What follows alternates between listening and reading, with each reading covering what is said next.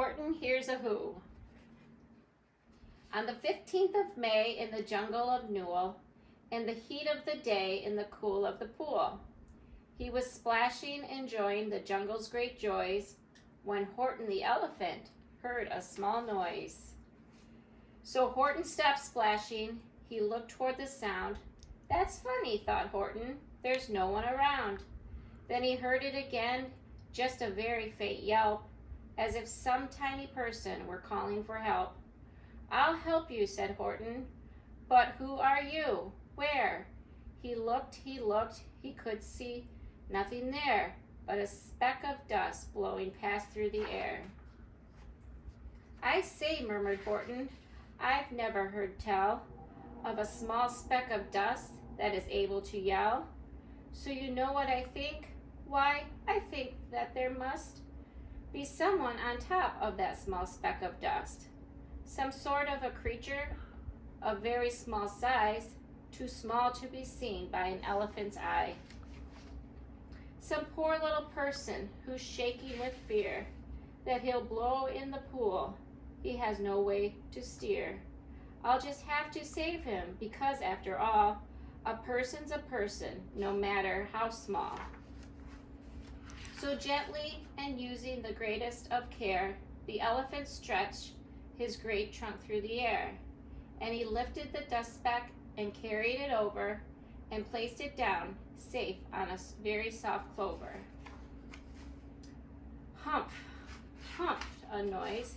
'Twas a sour kangaroo, and the young kangaroo in her pouch said humph, too. Why, that speck is as small as the head of a pin. A person on that, why, there never has been. Believe me, said Horton, I tell you sincerely, my ears are quite keen, and I heard him quite clearly. I know there's a person down there, and what's more, quite likely there's two, even three, even four, quite likely. A family for all that we know, a family with children just starting to grow. So please, Horton said, as a favor to me, try not to disturb them, just please let them be. I think you're a fool, laughed the sour kangaroo, and the young kangaroo in her pouch said, me too. You're the biggest blame fool in the jungle of the Newell, and the kangaroos plunged in the cool of the pool. What terrible splashing, the elephant frowned. I can't let my very small persons get drowned. I've got to protect them. I'm bigger than they. So he plucked up the clover and hustled away. Through the high jungle treetops, the news quickly spread. He talks to a dust speck. He's out of his head. Just look at him walk with that speck on that flower, and Horton walked worrying almost an hour. Should I put this speck down? Horton thought with alarm. If I do, these small persons may come to great harm. I can't put it down, and I won't, after all. A person's a person, no matter how small. Then Horton stopped walking. The speck's voice was talking. The voice was so faint he could just barely hear it. Speak up, please, said Horton. He put his ear near it. My friend, came the voice. You're a very fine friend. You've helped all us folks on this dust speck no end. You've saved all our houses, our ceilings and floors. You've saved all our churches and grocery stores. You mean, Horton gasped, you have buildings there too? Oh yes, piped the voice. We most certainly do. I know, called the voice. I'm too small to be seen, but I'm mayor of a town that is friendly and clean. Our buildings to you would seem terribly small, but to us, who aren't big, they are wonderfully tall. My town is called Whoville, for I am a Who, and we Whos are all thankful and grateful to you. And Horton called back to the mayor of the town, you're safe now, don't worry, I won't let you down. But just as he spoke to the mayor of the speck, the three big jungle monkeys climbed up Horton's neck. The Wickersham brothers came shouting, what rot, this elephant's talking to whos who are not. They are any whos. There aren't any who's, and they don't have a mayor, and we're going to stop all this nonsense. So there. They snatched Horton's clover. They carried it off to a black-bottomed eagle named Veldikoff, a mighty strong eagle of very swift wing, and they said, "Will you kindly get rid of this thing?" And before the poor elephant even could speak, that eagle flew off with a flower in his beak. All that late afternoon and far into the night, that black-bottomed bird flapped his wings in fast flight, while Horton chased after with groans over stones that tattered his toenails and battered his bones, and begged, "Please don't harm all my little folks, who have as much right to live as us bigger folks do." But far, far beyond him, that eagle kept flapping, and over his shoulder called back, quit your yapping. I'll fly the night through. I'm a bird, I don't mind it, and I'll hide this tomorrow, well, you'll never find it." And at 6:56 the next morning he did it. It sure was a terrible place that he hid it. He let that small clover drop somewhere inside of a great patch of clovers, 100 miles wide. "Fine that," sneered the bird, "but I think you will fail," and he left with a flip of his black-bottomed tail. "I'll find it," cried Horton. "I'll find it or bust. I shall find my friends on my small speck of dust." And clover by clover with care, he picked up and searched them and called, "Are you there?" But clover by clover he found that the one that he sought for was just not around. And by noon, poor old Horton, more dead than alive, had picked, searched, and piled up 9,005. Then on through the afternoon, hour after hour, till he found them at least on the 3 million flower. "My friends," cried the elephant, "tell me, do tell, are you safe? Are you sound? Are you whole? Are you well?" From down on the speck came the voice of the mayor. "We've really had trouble, much more than our share.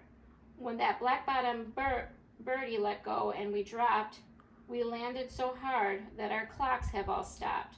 Our teapots are broken, our rocking chairs smashed, and our bicycle tires all blew up when we crashed. So Horton, please," pleaded that voice of the mayor's, "will you stick by us who's while we're making repairs?" "Of course," Horton answered, "of course I will stick. I'll stick by you small folks through thin and through thick." "Humph, humph," a voice. "For almost 2 days you've run wild and insisted on chatting with persons who've never existed. Such carrying-ons in our peaceable jungle. We've had quite enough of your bellowing bungle. And I'm here to state," snapped the big kangaroo, "that your silly, nonsensical game is all through." And the young kangaroo in her pouch said to me too. With the help of the Wickersham brothers and dozens of Wickersham uncles and Wickersham cousins and Wickersham in-laws, whose help I've engaged, you're going to be roped and you're going to be caged.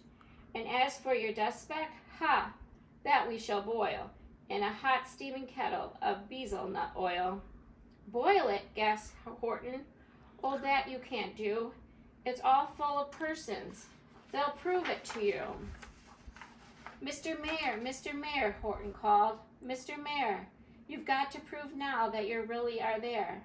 So call a big meeting, get everyone out, make every who holler, make every who shout, make every who scream. If you don't, every who is going to end up in bezelnut stew." And down on the dust speck, the scared little mayor quick called a big meeting in Whoville Town Square. And his people cried loudly. They cried out in fear, "We are here, we are here, we are here, we are here." The elephant smiled. "That was clear as a bell. You kangaroos surely heard that very well." "All I heard," snapped the big kangaroo, "was the breeze and the faint sound of wind through the far distant trees. I heard no small voices, and you didn't either." And the young kangaroo in her pouch said, "Me neither." "Grab him," they shouted, and cage the big dope. Lasso his stomach with 10 miles of rope. Tie the knots tight so he'll never shake loose. Then dunk their dumb speck in the bezelnut juice.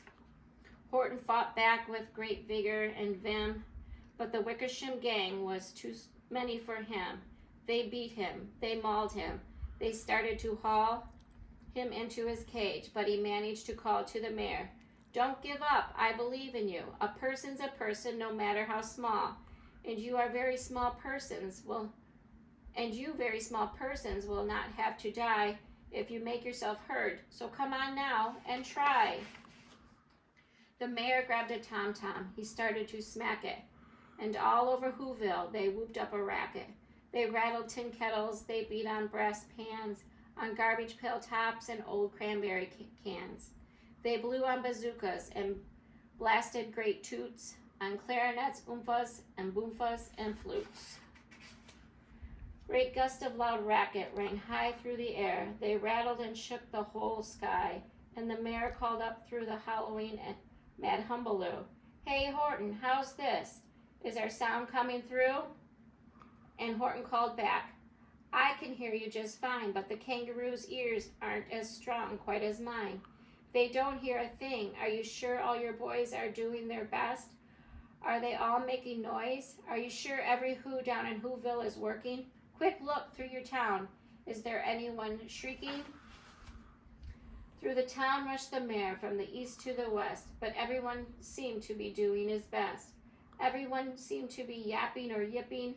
Everyone seemed to be beeping or bipping. But it wasn't enough, all this ruckus and roar. He had to find someone to help him make more. He raced through each building, he searched floor to floor, and just as he felt he was getting nowhere and almost about to give up in despair, he suddenly burst through a door, and that mayor discovered one shrieker, quiet hidden away in the Fairfax apartment 12J. A very small shrieker named Jojo was just standing, not bouncing a yo-yo, not making a sound, not a yip, not a chirp, and the mayor rushed inside and he grabbed the young twerp. And he climbed with the lad up the Elphaba Tower. "This," cried the mayor, "is your town's darkest hour. The time for all Whos who have blood that is red to come to the aid of their country," he said. "We've got to make noises in greater amounts, so open your mouth, lad, for every voice counts." Thus he spoke as he climbed. When they got to the top, the lad cleared his throat and he shouted out, "Yap!" And that yap, that one small extra yap, put it over. Finally, at last, from the speck of the clover, their voices were heard. They rang out clear and clean, and the elephants smiled. "Do you see what I mean? They've proved that they are persons, no matter how small, and their whole world was saved by the smallest of all." "How true, yes, how true," said the big kangaroo. "And from now on, you know what I'm planning to do? From now on, I'm going to protect them with you." And the young kangaroo in her pouch said, "Me too. From sun in the summer, from rain when it's fallish, I'm going to protect them, no matter how smallish."